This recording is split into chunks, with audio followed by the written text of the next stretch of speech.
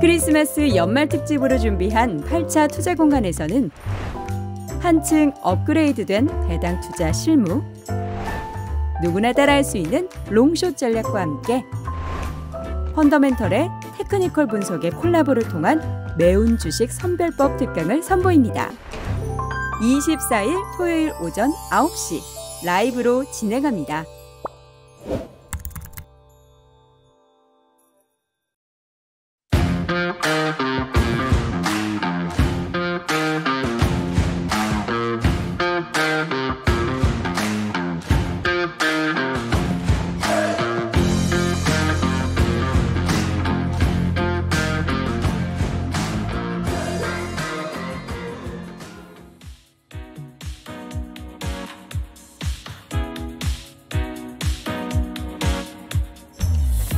아침의 시작을 알리는 글로벌 주식 라이브 월스트리트 모닝 브리핑 12월 21일 수요일 방송 시작하겠습니다.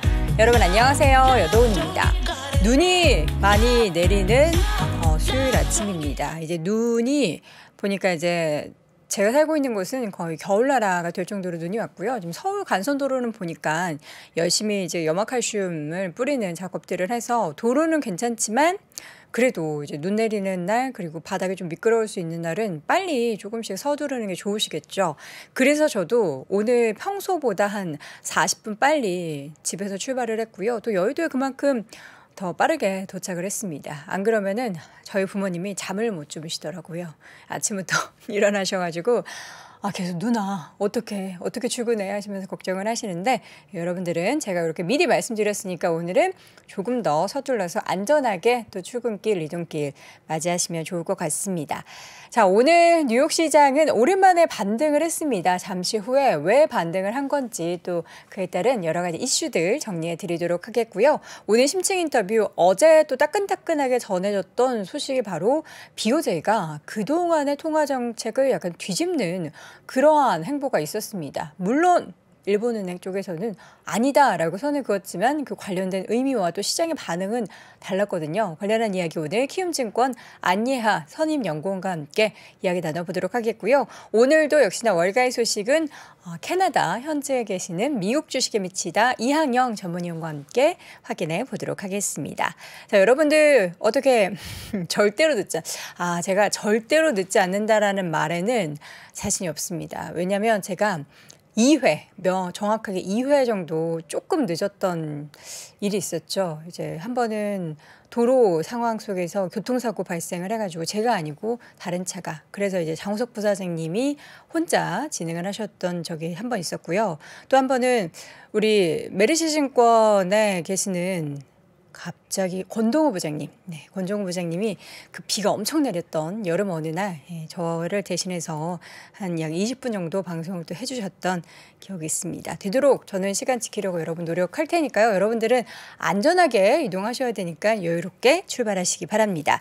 자, 그럼 뉴욕 마감 시장 어떻게 브리핑 출발해 볼까요? 자, 뉴욕 시장은 3대 지수 모두가 상승으로 마감했습니다. 물론 그 상승폭은 굉장히 미미했어요. 5거래일 만에 반등이긴 하는데 굉장히 미미했습니다. 다우지수가 장 초반에 하락을 딛고 0.28% 올랐는데 이게 가장 많이 하락한 겁니다. 0.28%가 가장 많이 하락한 거였고요. S&P 500 지수는 0.1% 아주 소폭 오르면서 3,821포인트 선, 그리고 나스닥 지수는 0.01% 장중 내내 보합권 등락을 계속해서 이어갔고요. 결국에는 상승 마감을 하긴 했지만 강보합권 수준이다라고 평가해 볼 수 있을 것 같습니다. BOJ 일본은행의 정책 변화 그리고 글로벌 긴축 위험 우려가 지속되었지만 시장에서는 이거 과매도 아니냐라는 그런 분석도 나오면서 낙폭과대에 따른 저가 매수세가 좀 유입이 되는 모습이었고요. 지금 달러화 가치가 하락하고 또 국채금리가 이 상승에 민감하게 반응하는 그러한 모습들이 연출이 됐습니다. 연방준비제도 그리고 잉글랜드 은행 BOE 금리 인상에 이어서 BOJ가 지금까지는 사실 계속해서 전 세계 긴축 행보를 역행하는 그런 움직임들이 보였습니다. 그러나 어제는 정책이 이거 변화되는 거 아닌가 하는 그러한 행보가 있었습니다. 금융정책결정회의에 기존 정책을 유지할 거다라고 시장은 대부분 예상을 했는데 그 예상을 깨고 10년물 금리 목표치 허용 범위를 플러스 마이너스 0.5%까지 확대를 했습니다. 요 얘기가 나오고 나서 정책 결정 소식이 전해지고 나서 구로다 총리는 이번 조치가 금리 인상은 아니다라고 계속해서 발언을 하긴 했지만 시장에서는 일본이 그동안 좀 오랜 기간 이어진 초저금리 정책에서 벗어나기 위해서 이제 첫 발을 내딛는 것이 아닌가라는 그런 분석이 제기가 됐고요. 이 부분은 잠시 후에 우리 안예아 연구원과 함께 자세하게 이야기 나눠보겠습니다. 또 함께 발표됐었던 주택 관련한 지표가 있었는데 여기에도 좀 부진한 모습들이 보였습니다. 시장의 이로 인해서 좀 부정적인 상황이 연출되기도 했는데요.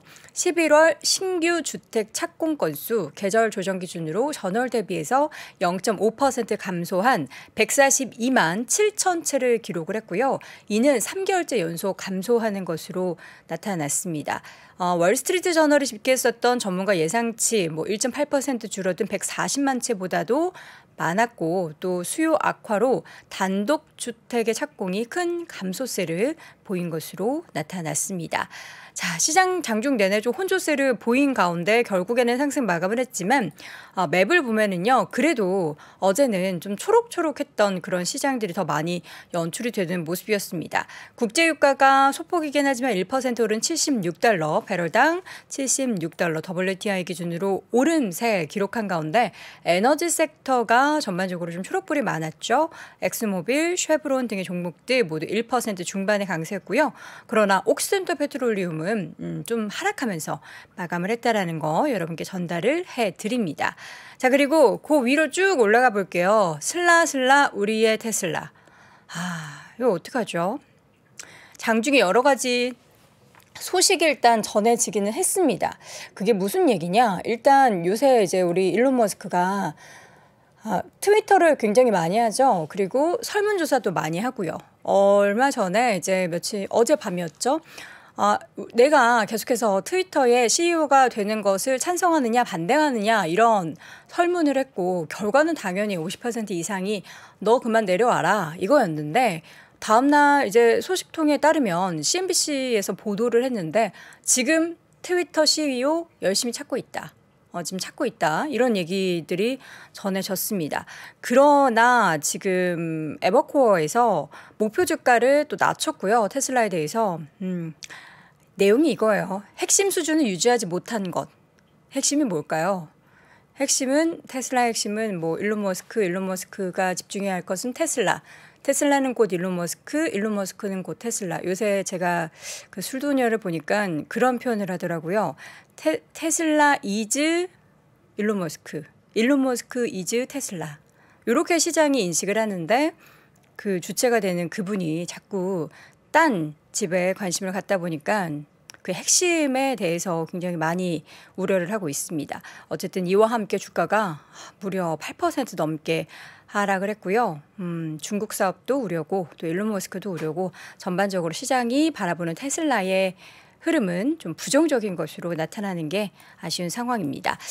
제너럴 밀스 관련된 소식도 좀 전해드릴게요. 지난 분기의 실적이 예상보다 나았던 순이익 그리고 매출을 보고했습니다. 그럼에도 불구하고 하락을 했는데 이유는 연간 전망을 상향 조정을 했음에도 불구하고 비용 부분에 있어서 좀 약간의 시장에서는 그러니까 회사에서는 자신감을 표현했지만 시장에서는 이거 좀 위험하지 않을까, 좀 부정적이지 않을까라는 분위기와 함께 주가는 하락하는 그런 아쉬운 모습들이 보였고요.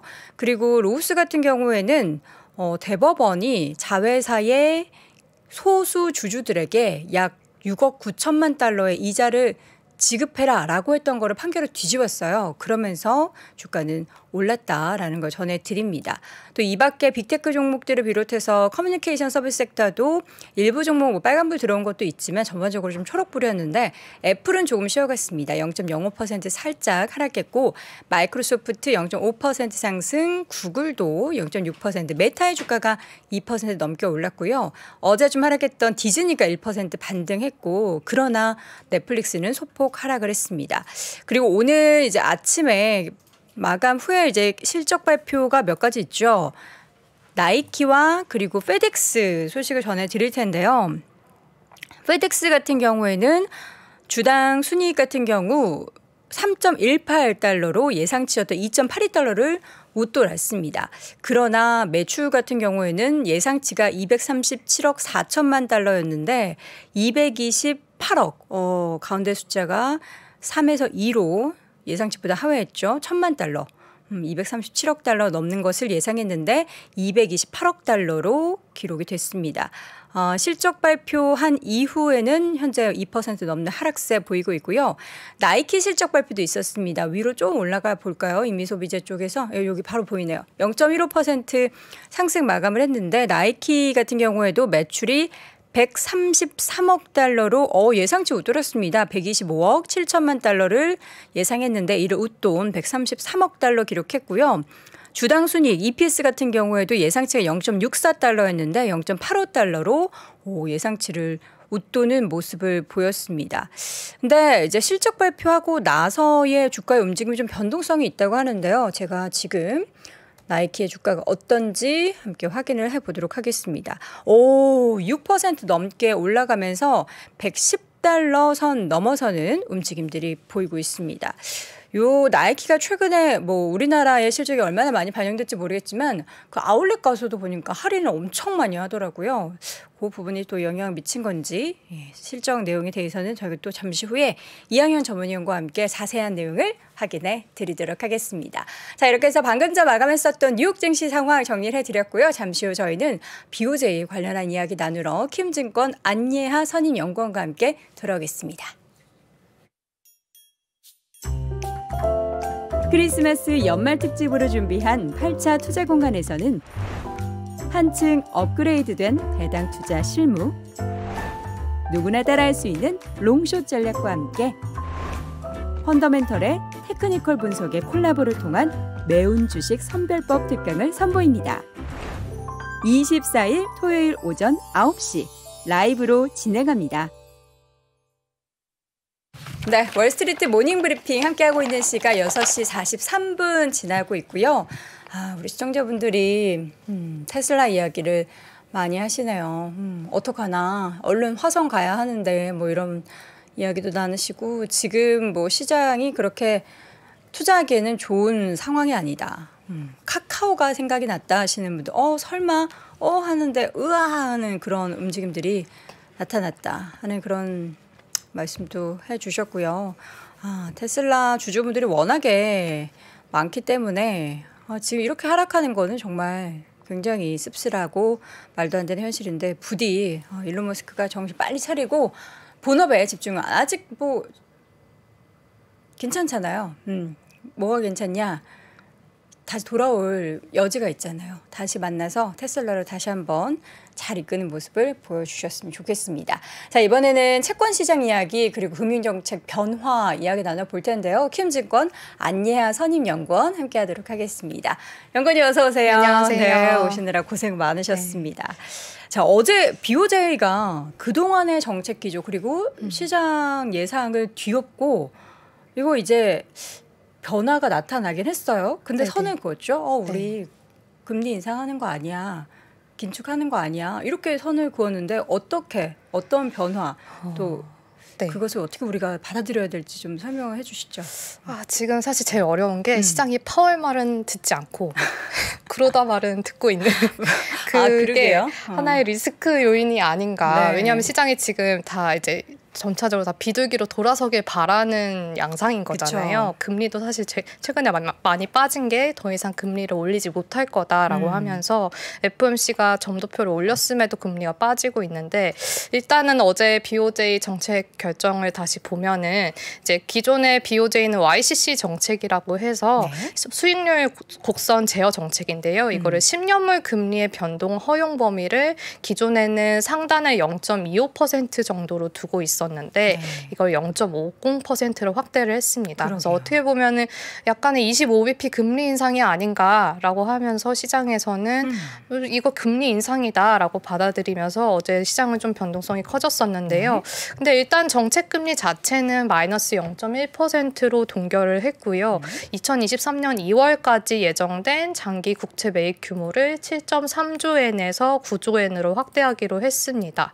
근데 뭐 이런 결정은 사실 21개월 만에 처음 있었고 말씀하셨던 것처럼 사실 2023년 정도 돼야 YCC를 좀 건드리지 않을까라는 시장의 예상이 대부분이었는데 이거를 예상과 다르게 12월에 정책 변화를 주면서 시장 변동성이 더 크게 나타났고요. 사실 말씀하셨던 것처럼 긴축은 아니다라고 선을 긋긴 했는데 완화 기조도 유지될 거다라고 했고 내년 물가도 2%를 하회할 수 있다라고 주장을 하면서 지금 뭐 긴축이 필요한 건 아니다라고 했고요. 근데 시장이 지금 흔들렸던 거는 BOJ가 이렇게 하는 게 결국에는 실질적인 긴축의 신호탄이 아니냐라고 하면서 시장이 컸는데 사실상 어제 얘기했던 거는 기술적인 조정이 필요하다라고 언급을 했습니다.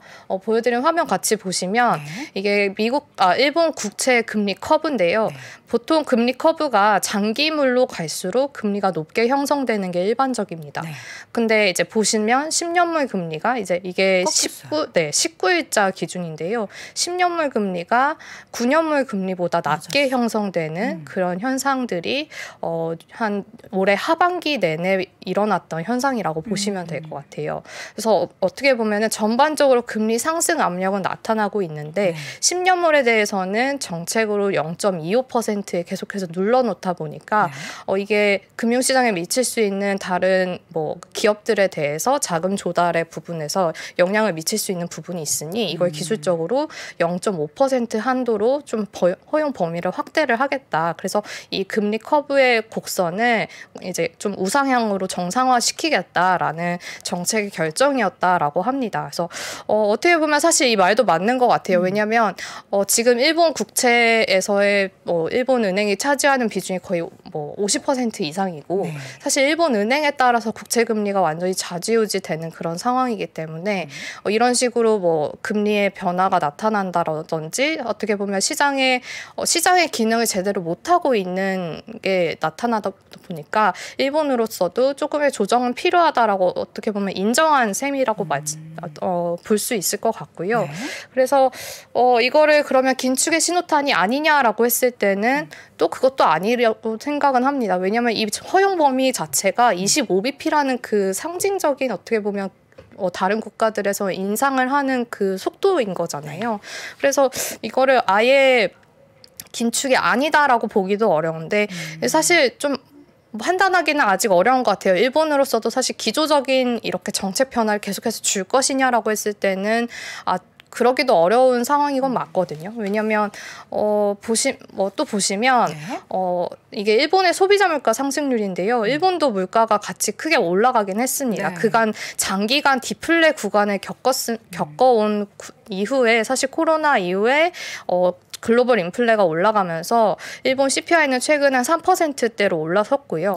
근원 물가는 1% 중반선으로 올라서긴 했습니다. 그런데 이번 결정이 그러면 인플레에 대한 대응이냐라고 하면 사실 근원 물가가 사실 1%대 중반인데 이거 정말 인플레라고 볼 수 있느냐라는 거죠. 워낙 우리가 높은 숫자만 봐서 그런지 저 숫자가 인플레이션이다라고 얘기하기는 좀 애매한데 일본의 입장에서는 이거 좀 그래도 가파르게 올라갔네 10년 사이에 그렇게 생각할 수도 있죠. 그렇게 볼 수 있는데 사실 그간 일본이 완화 정책을 시행했던 배경에는 너무 심한 디플레가 왔고 우리가 계속해서 돈을 품에도 불구하고 인플레가 나타나지 않고 있기 때문에 우리가 이걸 좀 계속해서 완화 정책을 고수를 해야 된다라는 입장이었고 사실 지금 1%대의 근원 물가 상승률을 가지고 이거 과열이다라고 하면서 이걸 진정시킬 이유가 정말 있느냐라고 했을 때는 또 그런 측면에서 봤을 때는 이번 결정이 정말 긴축은 아니다라고 또 볼 수 있을 것 같아요. 그래서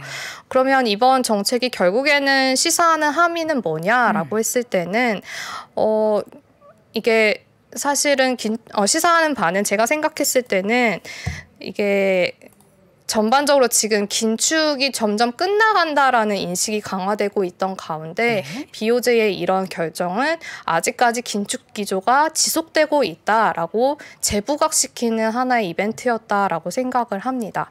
최근 ECB도 그렇고 이렇게 BOJ도 그렇고 어제 한국은행 이창용 총재도 3.5%라는 금리를 고정되었다라고 보기는 어렵다. 더 갈 수 있다라는 식의 하나의 발언을 하셨었거든요. 그래서 지금 이상하게 FOMC는 끝나간다라고 시장은 인식하고 있는데 FOMC도 더 올리겠다라고 일단 얘기는 했고 ECB도 우리 이번에 75bp 할 수도 있었어라고도 얘기를 했고 BOJ는 우리 좀 조정이 필요할 것 같아라고 하고 있고 한국은행도 우리 좀 더 할 수도 있어 아직까지 확신하지 마라고 얘기를 하는 거를 감안을 해보면 아직까지 긴축 기조에 대한 긴축 기조가 끝났다라고 완전히 확신하기에는 어려운 상황이다. 그래서 그거를 한 번 더 재부각시키는 게 이번에 BOJ의 선택이었다라고 보시면 될 것 같습니다. 네. 지금 상황에서 어제 이제 우리 시장이 장중에 좀 하락을 크게 했었던 것도 사실 일본이 갑자기 정책을 이렇게 발표하고 나서잖아요. 일본 시장도 많이 빠졌고. 근데 저는 이제 뭐 미국 시장 같은 경우에는 여기에 대해서 뭐 달러나 이런 움직임들의 변화는 좀 있었지만 생각보다 크게 반응을 하는 것 같지는 않아가지고 그럼 이거를 우리가 그냥 일시적으로 지나가는 이벤트 정도로 바라봐야 할지 아니면 어떤 함의에 대해서는 추후에 우리가 어떻게 변화될 수 있는 부분에 대해서 염두고 걱정해야 되는지. 사실 저는 단기적으로는 최근에 뭐 어제 나타났던 시장 약세라든지 뭐 엔화 강세라든지 금리 상승이라든지 이런 부분들을 조금은 되돌릴 수 있다라고는 생각을 해요. 되돌릴 수 있다라고 하면은 엔화 강세폭을 좀 줄이고 금리가 상승했던 것도 다시 돌리고 다시 시장 약세도 다시 좀 돌릴 수는 있다라고 생각을 합니다. 일본이 이게 아니다라고 했고 사실 일본 상황을 봐도 긴축으로 굳이 갈 만한 그런 상황도 아니다라는 그런 측면에서는 일본이 기조적으로 이렇게 뭐 다음 달에도 또 이걸 더 확대를 하고 뭐 금리를 인상하고 이런 식의 수순이 잡힐 거라고 생각하진 않고 있어서 조금은 되돌릴 수 있다라고 생각을 하는데 관건은 이걸 그렇다고 해서 긴축이 아예 아니고 그러면 연준도 이제 더 이상 금리를 인상하지 않을 거야라고 확신을 할 수 있는 이벤트는 아니다라는 거죠. 그래서 어떻게 보면은 최근 미국채 금리가 좀 가파르게 하락하고 있는데 그 하락세에는 사실 성장 이제 둔화에 포커스를 맞춰서 금리가 하락세를 보이고 있는데 다시금 통화 정책에 대한 경계감이 들어왔다라는 점에서 사실 좀 되돌리더라도 거기서 더 추세적으로 더 하락하기보다는 오히려 이번에 금리 하단을 좀 막아주는 역할을 했던 게 BOJ의 이벤트의 어떤 시사점이 아니었을까라고 생각하고 있습니다. 보면 이제 말씀해 주셨던 것처럼 시장 금리 이제 미국 기준으로 12월에 FOMC 0.5% 포인트 인상한 이후에 미국에서는 이제 더 이상 금리 인상하지는 못할 거다라는 그런 뭐 예상도 담겨 있다라고 하는데 실제로 보면 미국 연준이 앞으로 금리 인상하는 기조에 대해서는 좀 약간 어려운 부침이 좀 있나요? 지금 사실 이번 그림을 가져오지 못했는데 지금 ISM 제조업 지수가 50선을 하회하고 있습니다. 그래서 보통은 그 50선을 하회했을 때 경기 침체가 오고 있다라고 해석을 하고 있고 보통 50선을 그렇게 하회하고 하락세를 보였던 구간에서도 미 연준은 금리 인상을 단행한 적이 거의 없습니다. 보통 동결기를 갖거나 인하기를 가졌던 사례가 많기 때문에 성장해라는 그 부분만 봤을 때는 연준이 금리 인상을 더 못할 수 있다라고 해석하는 것도 맞는 선택이라고 생각을 합니다. 그런데 문제는 아직까지 물가가 높고 그리고 물가가 하락하더라도 서비스 물가가 완전히 하락세로 돌아섰냐라고 하기에도 좀 애매한 상황이라는 상황이잖아요. 네, 임금도 계속해서 올라갈 수밖에 없고 뭐 주거비 이런 부분도 시차를 두고 계속해서 좀 상승을 할 수밖에 없는 그런 구조적인 이유를 감안을 해보면 아직까지 연준으로서도 긴축의 끈을 완전히 놓지는 못한다라고 생각할 수 있을 것 같아요. 사실 이번 긴축 사이클이 완전히 물가에 포커스된 긴축이었다라는 점을 감안을 해보면 지금 바로 정말 성장으로 다시 시선을 돌리는 것이 맞느냐라고 했을 때는 저는 아직은 좀 섣부르다라는 판단이고요. 실질적으로 1분기에 정말 금리 인상을 할 수 있다라는 그런 가능성도 저는 여전히 열려 있다라고 생각을 해서 아직까지 미 연준이 정말 금리 인상을 멈추는지는 1분기 가서 좀 더 확인을 해봐야 된다라고 생각을 하고 있고요. 그래서 저희는 사실 기존의 전망도 5.25까지 올리는 거였는데 저희는 5.25까지 금리 인상이 단행될 수 있다라고 여전히 이제 전망을 유지를 하고 있고요. 네. 물가가 지금 떨어지기 때문에 이제 금리 인상을 멈춰도 된다라고도 이제 일각에서는 얘기를 하는데 그래요? 근데 시장에서 항상 더 많은 목소리와 더 많은 헤드라인을 장식하는 거는 여전히 매파적인 뭐 이런 얘기가 나오다 보니까. 근데 문제는 지금 매파적인 발언이 나와도 이걸 네. 시장에서는 전혀 받아들이지 않고 있다라는 게. 왜 안 믿는 걸까요? 결국에 시장에서는 더 올리면 성장에 더 크게 위축이 될 수도 있다라고 하면서 연준이 정말 그런 경착륙을 초래할 만큼의 금리 인상을 하겠느냐라고 하면서 이제는 멈출 거다라고 하는 게 지금 시장의 분위기인 것 같은데 사실 제가 제일 하나 불편한 지점이 하나 있다라면 뭐죠? 사실 지금 보여드리는 차트를 보시면 이게 미국채 정책금리와 2년물, 10년물 금리 추이인데요. 이게 정책금리가 최근 이제 반영해서 4.5입니다. 근데 이게 더 장기를 그려오긴 했어야 되는데 보시면 과거의 금리 인상 사이클에서 항상 시장 금리는 이 정책 금리를 상회하는 수준까지 올라갔다가 이제 먼저 올라가더라도 조금 더 올라갔다가 빠지는 그리고 이때 2004년, 2006년 사이클에서도 거의 정책 금리에 근접하는 최종 정책 금리에 근접하는 수준으로 시장 금리가 올라갔다가 빠지는 그런 양상을 보여왔는데 지금 보시면 사실 4.5보다 내년에 한 번 더 금리 인상을 하게 된다라고 보면은 4.75, 뭐 5% 이렇게까지 더 갈 수 있다라고 지금 연준에서는 얘기를 하고 있는데 지금 미국채 2년물이 사실 지금 정책금리 상단이 4.5% 수준에서 고점을 형성하고 지금 먼저 떨어지고 있다라는 게 저는 사실 하나의 리스크 요인으로 봐야 된다라고 생각을 해요. 일각에서는 사실 그만큼 시장에서는 이게 진짜 최종이다. 그래서 지금 먼저 꺾이는 거다라고 할 수 있지만 연준이 정말 내년에 들어서 정말 이제 더 이상 금리를 인상하지 않을게라고 할 수 있을지는 저는 아니라고 생각을 하거든요. 사실 내년 2월에 첫 FOMC가 열릴 텐데 그때 물가 하락하는 속도 자체가 한 6% 정도의 내외라면 사실 5%까지 더 올리지 못할 배경이 어디에 있느냐라고 했을 때 저는 없다라고 생각하거든요. 그래서 더 올릴 수밖에 없다라고 좀 생각을 하고 실질 정책금리라는 그런 차원에서 정책금리에서 CPI에서 정책금리를 뺀 그 숫자가 여전히 갭이 여전히 있다라는 점을 감안을 해보면 과거에는 그 갭이 없어질 때까지 금리 인상을 단행을 했었거든요. 그래서 지금 선에서 연준이 멈췄을 때 오히려 자산 가격이 반등하고 기대 인플레가 올라가면서 이걸 또 인플레를 잡지 못하는 현상이 다시 반복될 경우에는 오히려 연준이 계속해서 할 수밖에 없기 때문에 그래서 사실 연준은 매파적인 언급을 할 수밖에 없고 시장에서 이거를 소화할 수 있도록 계속해서 오히려 더 매파적인 기조를 더 띌 거라고 저는 생각을 하고 있습니다. 앞으로 사실 물가가 물론 이번 달에도 그렇고 지난달에도 그렇고 좀 꺾인 거를 생각보다 시장 예상치보다 더 많이 꺾인 거를 보여주긴 했지만 그 이후에 그러니까 1월달 발표되는 지표부터는 이게 시장에서도 더 그동안처럼 가파르게 꺾이지는 못할 것이다로 보기 때문에 그에 따라서 연준의 정책도 앞으로 추가적인 금리 인상이 불가피할 것이다로 보시는 거잖아요. 네네. 근데 저는 항상 궁금한 게 그 계산을 왜 연준은 뭐 PCE 기준으로 2%다 이렇게 하는데 왜 계산할 때는 CPI와 그걸 빼는 거예요? 그게 뭐 공식인가요?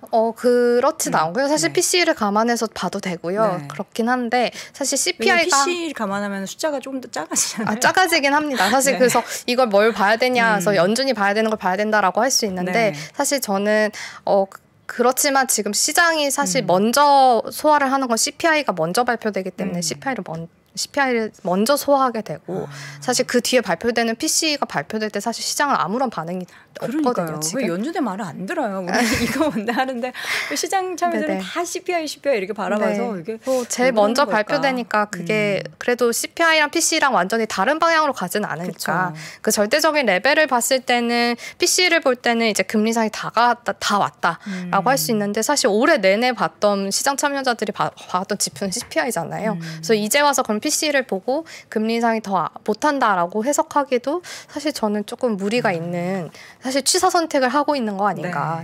그런 생각입니다. 그 지선 선택을 한다면 저는 이제 숫자가 네. 조금이라도 낮은 PC 쪽 얘기하면서 시장 이미지도 그렇게 좀 나왔으면 좋겠는데 어쨌든 이제 미국도 그렇지만 우리나라 앞서서 말씀해 주셨듯이 이주열 총재도 금리 인상 상단을 조금 더 열어두는 그런 발언을 해가지고 우리도 그러면은 이제 뭐 추후에 또 코픽스 금리 올라가고 하는 거를 염두해서 허리띠를 더 졸라매야 되는 건가요? 사실 우리나라는 사실 다 왔다라는 인식은 맞는 것 같아요. 왜냐하면 우리나라 수출 증가율이 이미 마이너스 돌아섰고 네. 우리나라 경기가 워낙 수출에 민감하기 때문에 지금 수출 둔화세를 전혀 무시를 할 수는 없습니다. 그리고 우리나라 가계부채도 뭐 아시겠지만 다들 문제가 굉장히 많은 상황이고 부동산 가격도 가파르게 또 하락하고 있어서 네.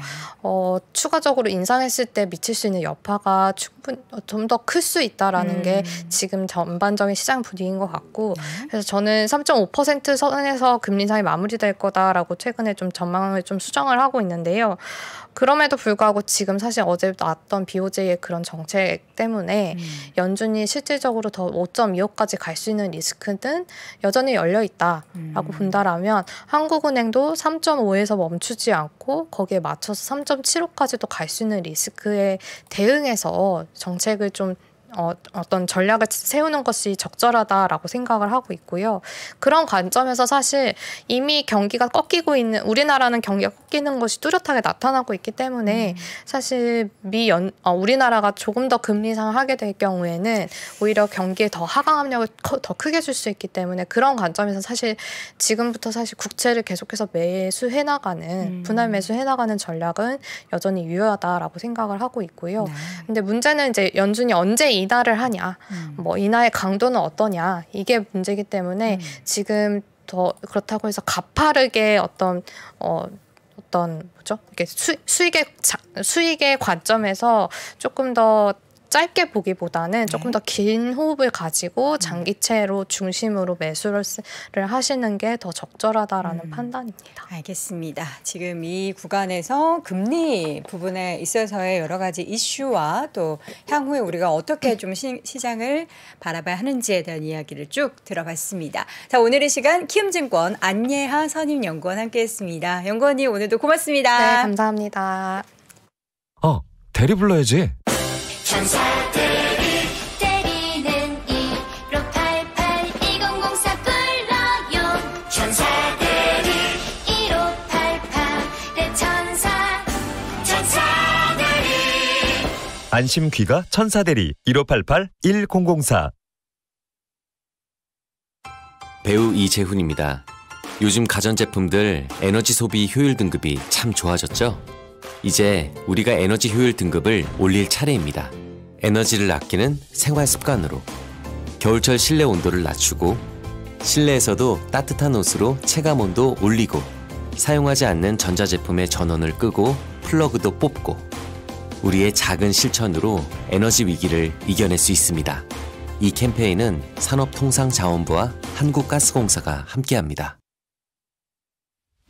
월스트리트 모닝 브리핑은 한국투자신탁운용과 함께합니다. 네, 정정드립니다. 이주열 하는 총재는 전 총재였고요.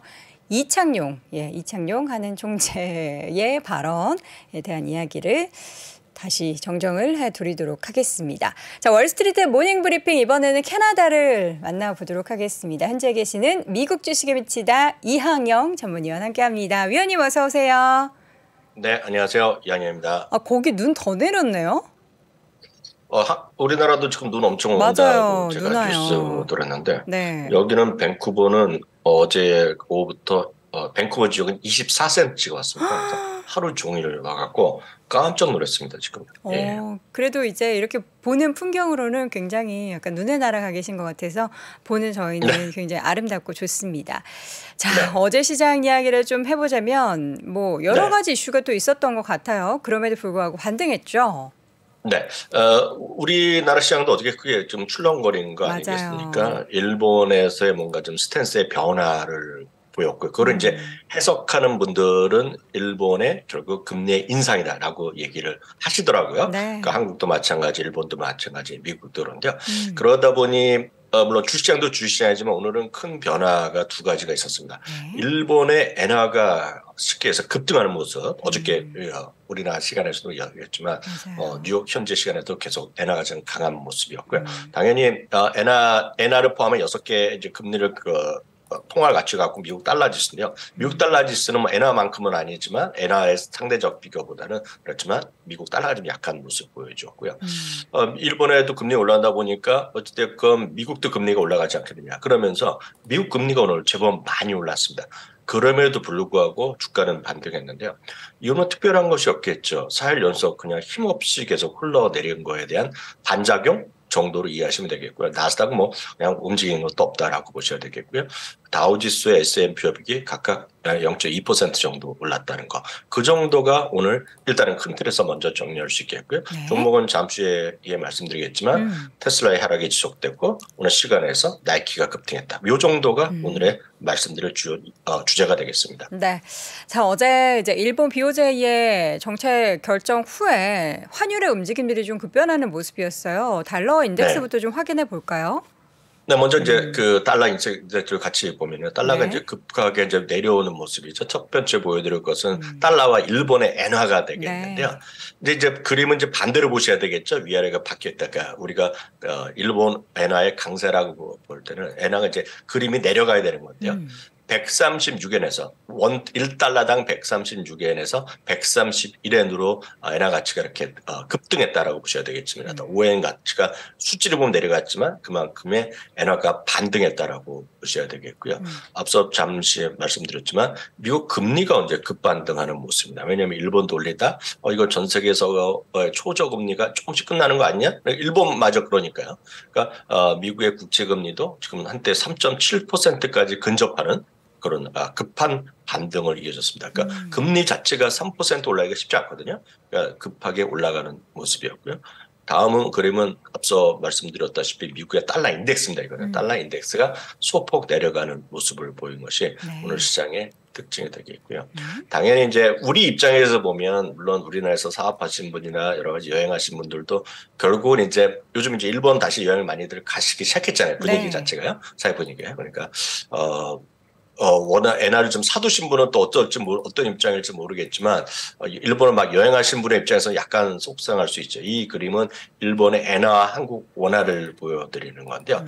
이게 지금 내려갈수록 상대적으로 원화 가치가 강했던 건데요. 반대로 지금 올라가는 모습을 급하게 보인 거 아닙니까? 이것은 한국의 원화 가치가 떨어졌고 일본 엔화 가치가 올라간 그런 그림으로 이해하시면 되겠죠. 그래서 올해 보면 2020년 초반에 보면 상당히 지금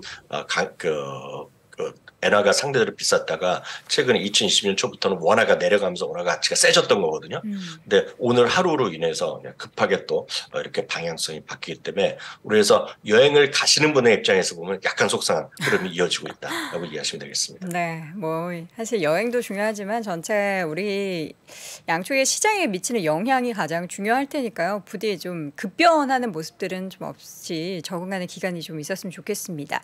특징적인 종목들 하나씩 좀 풀어보도록 하죠. 디즈니 이야기부터 좀 해볼까요? 네, 디즈니가 이제 아시다시피 밥 아이거 회장이 온다면 많은 이제 반등의 어떤 노림수가 있었죠. 딱 11월 중순에 이후에 반등을 했었거든요. 그렇지만 이제 다시 그 이하 수준까지 다시 내려왔습니다. 물론 오늘 하루만 보면 1.5%가 올라갔지만 금년 들어서 보면 무려 44.6%가 떨어진 그림입니다. 1974년에 우리 여도랭크도 태어날 생각조차 안 하셨잖아요. 그때 존재 자체가 없었죠. 솔직히 저는 아주 어렸을 때거든요. 그때 보면 정말 오일 쇼크가 나오고 중동 전쟁 나서 난리가 났을 때고요. 그때가 언제냐면 우리나라에서 중동의 붐, 중동 건설 붐, 그럴 때 영화나 드라마에서 많이 보신 분이 계실 것 같습니다. 아마 지금 방송 보신 분 중에서도 연배가 있으신 분은 아주 연세가 많으신 분은 혹시 중동에서 일하셨던 분은 많을 텐데요. 그 직전에 진짜 유가가 많이 올라가면서 전 세계 진짜 어려웠을 때거든요. 그때 한 해에 55%가 떨어졌었습니다. 디즈니가. 그 이후에 올 한해 최악의 한 해를 보이고 있게 되겠고요. 밥 아이거 회장이 CEO가 새로 다시 복귀하면서 회복했던 주가를 다시 돌려내고 있습니다. 그러다 보니 웰스파고 같은 경우는 여전히 긍정적인 의견을 유지하고 있지만 구체적으로 제안을 하고 있는 거죠. 뭐냐면 그 디즈니가 하는 여러 가지 사업이 있지만 사실 바바이고 회장이 그렇게 큰 성과를 내는 것은 소위 IP라고 하지 않습니까? 네. 소위 그런 다양한 사업권을 다 사들인 거 아닙니까? 그래서 수많은 영화 비즈니스 이런 거 다 인수하면서 정말 그걸 갖고 해서 또 활용한 여러 가지의 비즈니스를 많이 했는데 갖고 있는 것 중에요. 디즈니 사업 중에 ESPN이요, 스포츠요, 그리고 ABC는 기존 방송국인데요. 이쪽 캐시플로우는 좋을 수 있지만 이쪽은 다른 영화나 이런 거에 비해서 소위 IP가 없다는 겁니다. IP가 뭐 뚜렷하게 없다는 겁니다. 물론 ESPN은 일시적으로 뭐 스포츠나 그런 판권이 있겠지만 그게 별로 없다는 겁니다. 그래서 이거를 과감하게 띄워버리고 디즈니를 홀로 수익성이 좋은 것만 갖고 가야 된다 얘기죠. 그래서 그렇게 하면 주가가 한 50% 지금 오를 수 있는데 이렇게 제안을까지는 했는데 시장의 반응은 모르겠습니다. 시장은 여하튼 큰 재미를 못 보고 있는 것이 오늘 웰스파고의 흐름이었다. 웰스파고의 지적이었다라고 이해하시면 되겠습니다. 네. 자, 이어서는 테슬라 이야기를 네. 볼 텐데 사실 좋은 네. 얘기보다는 안 좋은 얘기들이 좀 많은 것 같아요. 테슬라는 오늘 실제로 보면 설명을 시작할 때 여동께서 하셨잖아요. 네. 그러니까 주요 섹터가 오늘 다 반등했습니다. 섹터를 보면 네. 크진 않지만 조금씩 반등했는데 유일하게 오늘 떨어진 섹터가 임의 소비재거든요. 임의 소비재가 떨어진 것은 다른 것이 아니라 테슬라 때문에 그렇습니다. 테슬라가 무려 오늘 또 7, 8%가 또 떨어졌잖아요. 근데 이거는 우리나라에서는 약간 익숙하지 않지만 해외 미국 같은 경우에는 이제 우리나라 얘기 많이 했던 IRA요. 이런 법안에 따라서 이제 보조금 이런 것들이 다 정해지는 건데 이게 저도 몰랐지만 평소에 12월이면 연방 차원에서 지급하는 보조금이 정해졌다는 겁니다, 지금. 그래서 어떤 차종에 얼마, 우리나라도 12월로도 하고 나라에서도 하는 게 지역마다 다 다르지 않습니까? 우리나라 전기차도요. 그러니까 그런 걸 갖고 연방 차원에서 하는 것들이 보조금이 평소에 12월이면 다 정해졌는데 이번에는 그런 IR 이런 거 나오면서 지연되고 있다고 합니다. 그래서 예를 들어서 테슬라의 어떤 모델에 얼마짜리 사면 얼마를 보조금을 받아야 되는데 그게 아직 떨어지지 않았다는 겁니다. 그러면 1월이나 2월에 사려는 사람이 안 살 거 아닙니까? 지금 기다려야 될 거 아닙니까? 그 얘기를 하는 겁니다. 그러면서 지금 이 베런스의 기사가 그 내용이거든요. 이게 보면 이번에는 지금 10월이 끝났어야 되는 게 안 나오면서 3월까지 지연될 가능성이 크다는 얘기입니다. 그렇게 되면 실제로 매출 자체가 기다릴 거 아닙니까? 뭐 당장 $5,000 받을지 $10,000 받을 거를 못 받고 확정이 안 되니까. 그러니까 그런 데다가 일단 가격은 전체적으로 지금은 일론 머스크도 시장에 따라서 계속 가격을 내릴 수도 있다고 얘기하니까 대기 수요가 생기는 거죠. 살려는 사람이 조금 기다렸다 사보자 이러다 보니까 좀 어렵다 얘기를 하는 겁니다. 그래서 오늘 7, 8% 떨어지면서 어제까지 제가 기억했을 때 닷새 연속이었는데 오늘 6일 연속, 7일 연속 하락하는 모습이 됐고 이 밸런스 기사가 그 기사가 되겠고요. 이 기사는 우리나라에서 번역 기사나 이런 게 이미 나올 것으로 보고 있고요. 그렇게 좋아하시는 분은 아마 많이 아는 내용일 것 같습니다. 네. 그래서 중요한 것은 에버코아 같은 데에서는요. 에버코아 IS는 이미 중립의견을 갖고 있는 곳인데요. 오늘 다시 한번 중립의견을 재확인했고요. 목표 주가는 300에서 $200로 그냥 $100로 꼭 잘라버렸습니다. 더더욱 이제 큰 것은 테슬라가 한때 올 8월인가요? 6월인가에도 그때 기억하신 분 계시겠지만 테슬라가 이제 시가총액이 1위로 가겠다는 얘기를 일론 머스크가 과감히 했지 않습니까? 근데 지금 시가총액 7위로 내려가면서 존슨앤존슨에 비해서도 오늘 주가가 시가총액이 떨어졌습니다. 그러니까 불과 얼마 전에 5천억 달러가 깨졌는데요. 오늘 보니까 4,400억 달러가 지금 깨졌거든요. 그러니까 테슬라의 지금 추락이 어디까지 갈지. 물론 지금 그 트위터의 CEO를 진짜 찾고 있다는 얘기까지 하고 있어요, 지금. 그러니까 찾는데 잘 안 됐다는 얘기하고 있는데 사람들이 이제 일론 머스크가 뭐라고 얘기하든 신뢰성을 안 갖고 있는 사람이 많이 있거든요, 주위에서 보면. 제가 이번에 캐나다 현지에서 누가 얘기하는 걸 그 뉴스를 봤는데 이제 믿기가 힘들다는 겁니다. 뭐라고 떠들건 간에. 그러니까 그거에 대한 것들이 빨리 신뢰성을 회복하고 그 애는 역시 트위터 문제를 해결해야 되는 것이 많은 사람들이 원하는 부분이다라고 이해하시면 되겠습니다. 네. 자, 이어서는 넷플릭스 이야기 좀 들어볼까요? 네. 넷플릭스는 기억하시겠지만 10월, 9월부터 얘기가 나와갖고 8월부터 얘기가 나와갖고 11월 초에 드디어 광고 기반 구독 서비스를 시작했잖아요. 우리나라에 5,900원인가 뭐 그걸로 제가 기억하는데 이제 그게 시작해요. 네, 그래서 12개 국가에서 이거 사업을 시작했고요. 회사 측에서 상당한 기대감 그리고 월가에서도 기대감을 많았고 그때 주가가 올라갔던 것도 사실입니다. 현재까지요. 그리고 불과 2주 전에요. 뉴욕타임즈에서 진행하는 딜북이라는 곳에서의 그 섹션에서 하는 세미나가 있었습니다. 컨퍼런스에 리드 에이스가 직접 나왔습니다. 그래서 저도 한번 이 방송 통해서도 저희가 전해드렸는데요. 자기가 왜 그동안 이걸 빨리 안 했는지를 후회할 정도다 얘기하면서 상당한 자신감을 피력했었습니다. 이때요. 근데 막상 뚜껑을 볼고 물론 아직 얼마 안 됐죠. 11월 실적 갖고 얘기하는 것이 마케팅 업체가 나왔는데요. 안텐이라는 곳에서 분석한 기준을 갖고 오늘 월스트리트 저널에서 보도를 한 내용인데요. 11월 한 달 동안에 보면은요. 신규 가입자 중에 9% 정도가 광고 기반 서비스를 했다고 하고요. 광고 기반 전체 가입자 중에서는요. 57% 정도가 신규 혹은 재가입을 했다라는 얘기를 하고 있고요. 특히 전체 이런 그 기존 가입자 그 중에서 광고에 가입한 사람 중에 43%는 아래로 내려왔다는 겁니다. 아래로. 그럼 이거 플러스 마이너스 비슷한 거 아닌가요? 헷갈리죠. 헷갈리죠. 어떻게 될까요?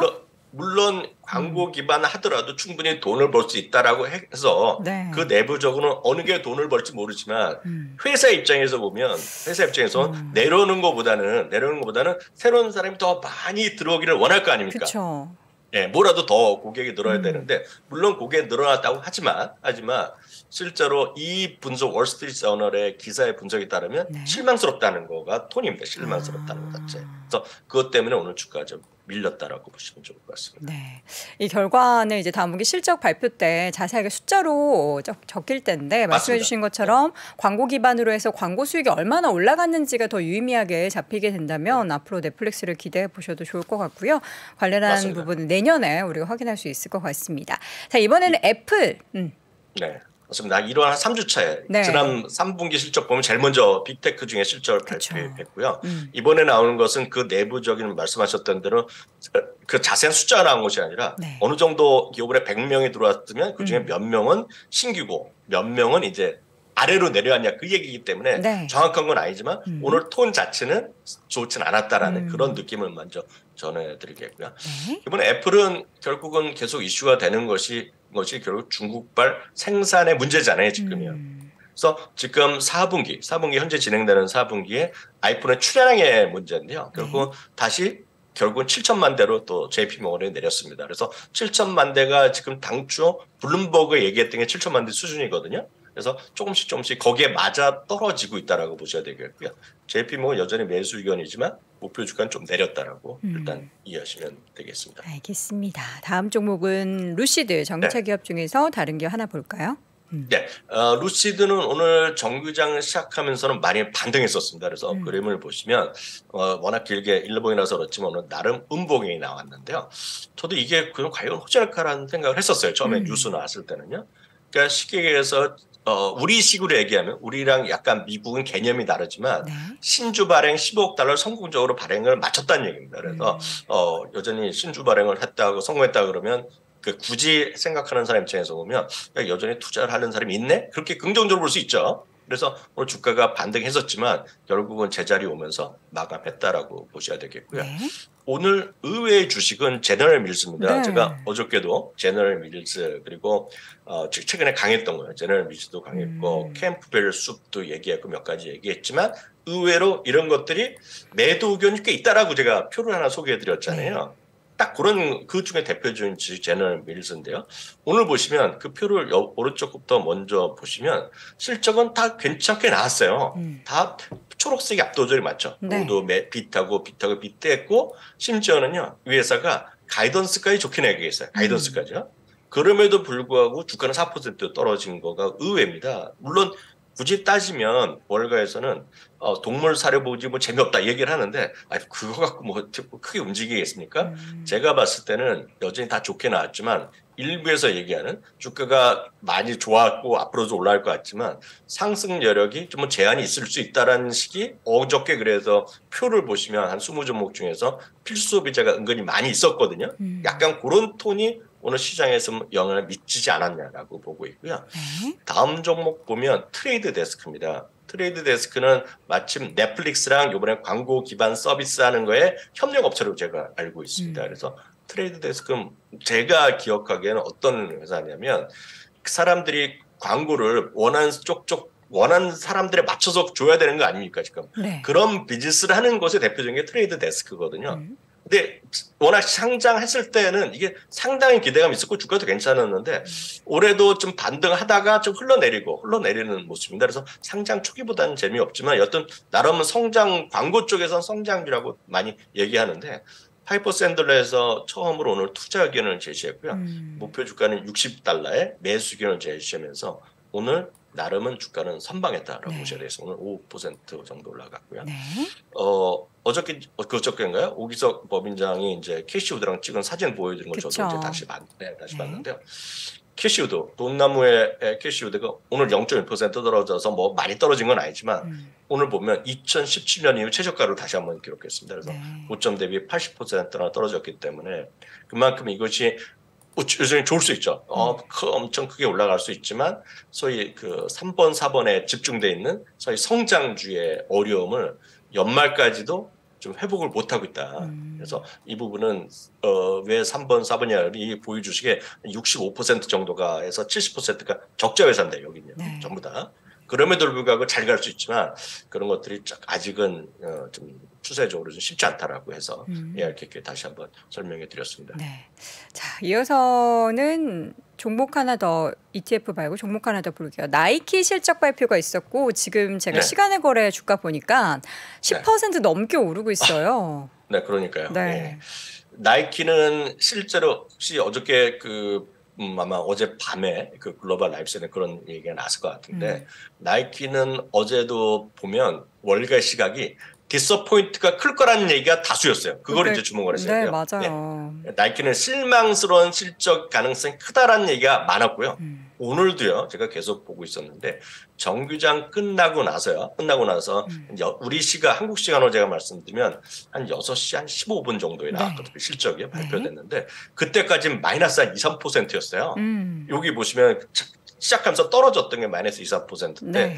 처음에 3%, 5%, 6% 제가 이 자료를 보내드릴 때까지는 불과 15분 전에 업데이트했는데 네. 8%인데 지금 말씀하신 대로 보니까 11.7%가 지금 찍히네요. 지금. 맞아요. 그래서 쭉 올라가고 있는데 좀 더 자세한 건 봐야 되겠지만 지금 현재 시각 그 서부 시간은 오후 2시에 지금 IR을 하고 있는 걸로 알고 있거든요. 네. 거기에서 뭘 하냐면 이제 가이던스를 발표할 겁니다. 그래서 가이던스 항목은 지금 그 얘기가 지금 안 나오기 때문에 그에 대한 평가는 아직 제가 못 드리겠고요. 오늘 밤이나 내일 아침에 저는 이제 자세히 말씀드릴 수 있는데 네. 중요한 거는 말씀드렸다시피 실망스러운 결과가 나올 가능성이 크다라고 얘기했는데 나름 깜짝 실적이 나온 겁니다. 64센트의 이익과 그게 나올 정도 알았는데 더 좋게 나고 매출은 수치가 틀렸는데 매출도 더 긍정적으로 나왔다라고 보셔야 되겠고요. 이제 그 다음 거를 이제 표를 보여드리면 더 확실하게 이해하실 수 있는데요. 네. 매출은 125억이 예상됐는데 133억이 나고요. 주당 이익이 65센트인데 85센트. 그래서 제가 빨간 박스를 쳐놨는데요. 대부분이 초록색으로 다 잡혀 있죠. 그리고 디지털 그로스, 그러니까 그런 온라인으로 성장하는 것도 25%나 성장했다는 거거든요. 그러니까 이것이 나름 긍정적으로 비쳤습니다. 다만 중국의 매출은 예상보다 부족했죠. 중국이요. 그럴 수밖에 없었죠. 그 정도가 예 맞습니다. 그 정도 했었고 나머지는 다 고성장을 했다라고 보셔야 되겠고 여기 보시면 이제 그 제가 이거 자료 확인했을 때까지는 가이던스가 아직 안 나왔었고 가이던스는 어닝 콜 시간에 발표됐거든요. 그러니까 아마 지금 나오고 있거나 나왔을 거라고 보고 있습니다. 지금. 그래서 그런 것들이 오늘 주가에 나이키의 선방에 갖고 왔고 그러다 보니 이제 혹시 기억 아실지 모르겠지만 내일은 뭐를 발표하냐면 우리나라에서는 미국 주식을 하기 전부터 많은 분들이 반도체면 했던 마이크론 테크놀로지가 제가 내일 실적 발표하거든요. 그러니까 마이크론 테크놀로지가 또 어떻게 나올지도 또 오늘 밤 내일 새벽에 관심사항이다라고 이해하시면 되겠습니다. 저는 사실 그 배당금 관련해서 나이키 몰랐는데 21년 연속 배당금 맞아요. 지급 증가를 나타내네요. 맞습니다. 제가 지금 그리고 나이키 홈페이지 들어가서 예. 보고 있는데 이게 또 플러스적인 요인으로 나이키를 좀 좋게 보는 영향에 저한테는 개인적으로 그런 것 같습니다. 이제 실적 가이던스가 가장 중요한데 지금 보니까 약간 비용이 그 전에 비해서 많이 늘고 있다라는 것을 언급해가지고 과연 좀 보수적으로 잡을지 좀 긍정적으로 잡을지는 내일 이 시간에 또 함께 전해주시면 좋을 것 같고요. 지금 이 시장 속에 그러니까 오늘 반등하긴 했지만 너무 미미했잖아요. 그렇다면 투자는 뭐 여전히 우리가 배당 쪽에 관련해서 지켜봐야 하는 겁니까? 네, 맞습니다. 어제 계속 말씀드렸지만 결국 올 한 해 선방했던 것은 가치주나 아니면 배당주라고 우리 흔히 얘기하는 거, 그리고 아니면은 또 굳이 얘기하면 여러 가지 퀄리티 주식이다, 캐시카우다, 아니면 또 다른 식으로 예를 들면 가격 결정력이 있는 기업들이다, 수많은 것들이 있는데요. 그 한결같이 뭐라고 표현하건 간에 그런 것들을 한마디로 물어보면 성장주랑 거리감이 있는 것들이에요. 결국 보면은요. 그래서 그런 것들에 관심을 가장 중요하다 보셔야 되겠고요. 어제도 확인드렸다시피 가장 기본적으로 하실 수 있는 것들은 그냥 배당 수익률이 높은 것 자체보다는요, 배당을 계속 올려주는 거. 앞서 나이키가 이제 21년째 배당 올렸고, 아마 제가 알기로는 올해도 10% 올린 거로 알고 있거든요. 그래서 나이키도 이제 4년만 있으면 배당 귀족제에 들어갑니다. 지금. 그러니까. 그래서 그 정도로 나이키나 이런 것들이 장기적으로 안정적인 기업이라고 보셔야 되겠죠. 꼭 그렇게 이해하셔야 되겠고요. 지난주에 배당 올린 거 한 2개만 먼저 말씀드리면, 일라이 릴리 이제 귀에 못이 막혀들 많이 들으셨을 것 같습니다.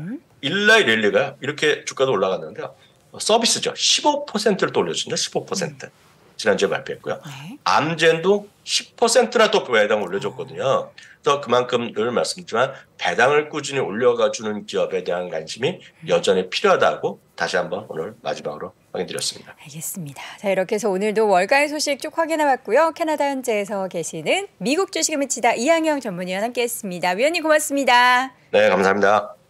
네, 자 이렇게 해서 오늘도 월스트리트 모닝 브리핑 함께 했습니다. 아직도 밖에 눈이 오는지는 모르겠는데 어쨌든 눈 오고 나서 보면은요, 차량의 이동량이 좀 많이 줄긴 하더라고요. 여러분들이 이제 안전하게 이동하기 위해서 대중교통 많이 이용하실 텐데 오늘 출근길 무사하게 회사로 들어가시길 바라겠고요. 저는 내일 오전 6시 30분에 다시 돌아오겠습니다. 여러분 고맙습니다.